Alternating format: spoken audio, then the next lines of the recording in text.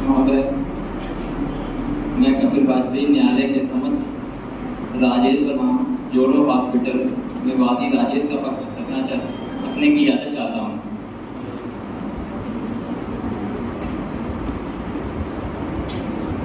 अब मैं न्यायालय बताना चाहता हूँ कि निर्णय मामले में राजेश बनाम जोड़ो सुपर हॉस्पिटल में वादी राजेश की पत्नी की मृत्यु चिकित्सा लापरवाही के कारण हुई, क्योंकि स्वास्थ्य का अधिकार पिता के मूल अधिकार से संबंधित है, जो कि भारतीय संविधान के आर्टिकल 21 से संबंधित है एवं इसके अतिरिक्त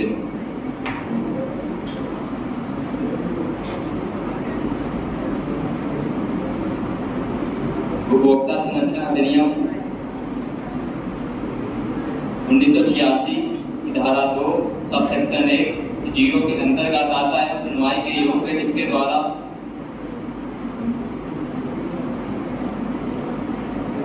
भारतीय दंड संहिता की धारा 304(1) की उपेक्षा के द्वारा कारित मृत्यु, दूसरी धारा 336 में उपेक्षा से कार्य द्वारा जीवन को संकटापन्न करना के अंतर्गत आता है। और सुनवाई के योग्य वादी का नाम राजेश है, जो कि एक प्राइवेट कंपनी में काम करता है। वादी की पत्नी को बुखार पीड़ित होने की वजह से जोड़ो सुपर स्पेशलिटी हॉस्पिटल में भर्ती कराया गया। प्रतिवादी अस्पताल में कई टेस्ट एवं दवाएं दी जाती हैं और 14/1/2022 को 2 दिन के बाद स्लाइन किया जाता है। 1 दिन बाद 15/1/2022 को सांस लेने में तकलीफ की शिकायत करती है, तब उसे ऑक्सीजन दिया जाता है। इतने टेस्ट और दवाएं देने के बावजूद उसके स्वास्थ्य का स्तर निरंतर बिगड़ता चला गया। सोलो हॉस्पिटल में मरीज को देखने हेतु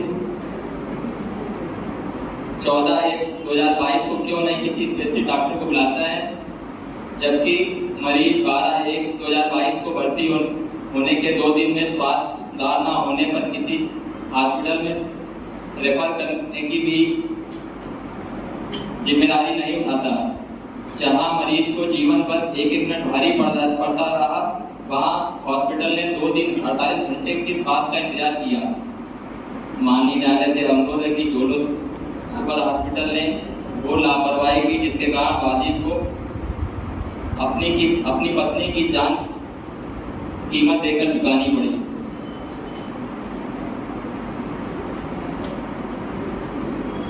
माननीय न्यायालय से मैं अनुरोध चाहता हूं कि भारत में चिकित्सा लापरवाही के कुछ तथ्य इस प्रकार हैं। महोदय, अब मैं भारत में चिकित्सा लापरवाही से होने वाली मौतों के संबंध में हार्वर्ड यूनिवर्सिटी द्वारा बताए गए अध्ययन के बारे में न्यायालय को बताना चाहता हूं। महोदय, इंडिया टाइम्स में 2 जुलाई 2019 को छपी खबर के मुताबिक भारत में चिकित्सा लापरवाही के चलते 50 लाख मौतें सालाना होती हैं। चिकित्सा लापरवाही की परिभाषा इस प्रकार है।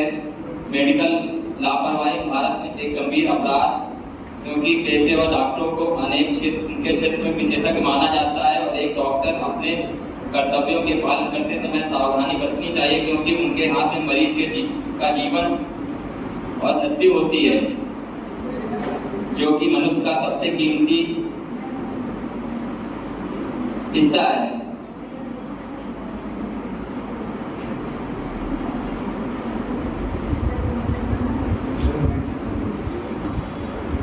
प्रार्थना है, श्रीमान न्यायालय के समक्ष प्रार्थना करता हूं कि वादी के निम्न अनुरोध प्रदान करने की कृपा करें।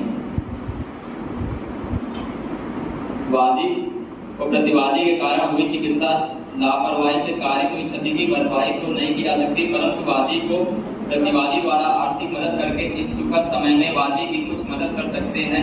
श्रीमान जी, मैं वादी को 32,500,000 रुपए न्यायालय के से अपील करता हूं कि दिलाया जाए।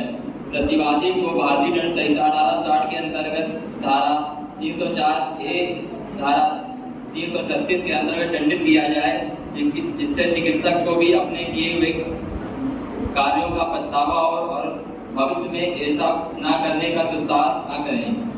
इसके अतिरिक्त न्याय में श्रीमान न्यायालय जो भी अन्य अनुतोष उचित समझे वह प्रदान करने की कृपा करें। मान्य।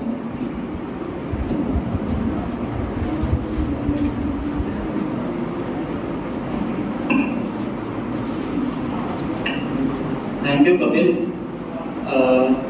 रिस्पोंडेंट की तरफ से अगले पार्टिसिपेंट्स हैं ज्ञानेंद्र सिंह।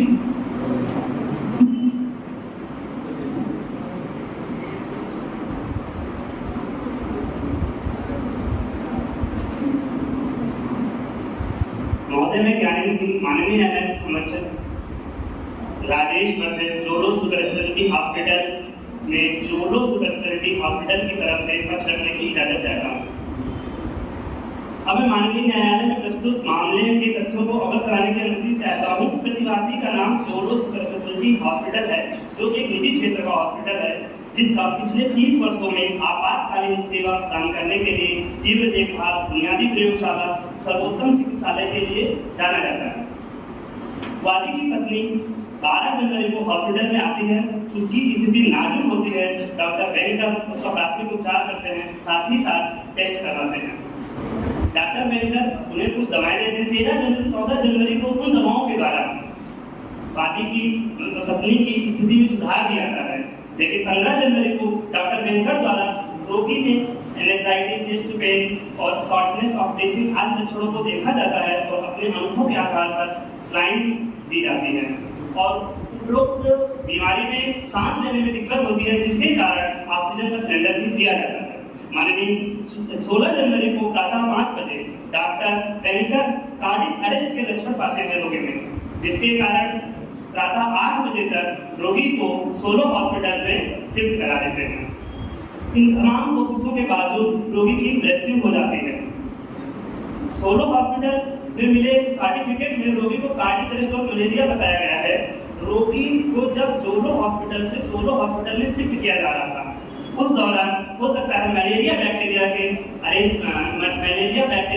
अटैक किया हो, लेकिन जिस कारण डॉक्टर वेंकर अपनी रिपोर्ट में मलेरिया का जिक्र नहीं करते हैं और न ही मलेरिया की दवा देते हैं। प्रतिवादी के डॉक्टर वेंकर और जोलो हॉस्पिटल के अधिकारियों ने अपनी भरसक प्रयास की और रोगी का इलाज करने में कोई लापरवाही और ढिलाई नहीं की। ईमानदारी से रोगी के जीवन को बचाने के लिए सभी संभव प्रयास किए।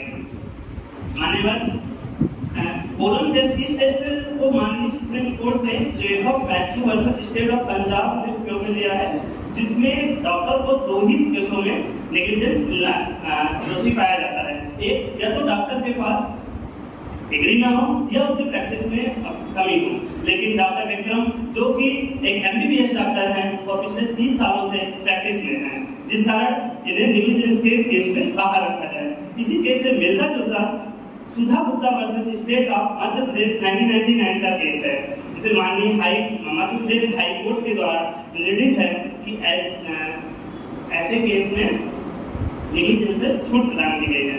अतः अब मैं प्रतिवादी जोलो हॉस्पिटल की तरफ से माननीय न्यायालय से प्रार्थना करता हूं कि प्रतिवादी पर वादी द्वारा लगाए गए सारे आरोप कंपनसेशन प्रोटेक्शन एक्ट के अंतर्गत और आईपीसी के सेक्शन 304A के अंतर्गत दंड कार्रवाई के लिए झूठे और बेबुनियादी हैं।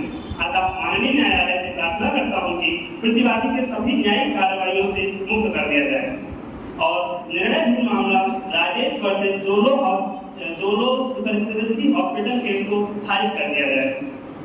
साथ ही साथ माननीय न्यायालय प्रतिवादी जोलो सुपर स्पेशलिटी हॉस्पिटल वादी राजेश से पूरी सहानुभूति रखता है और उसके साथ इस दुखद घड़ी में उसके साथ है।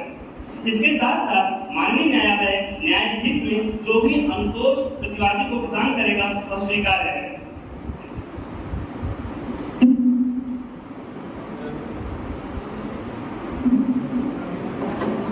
Thank you Gyanendra.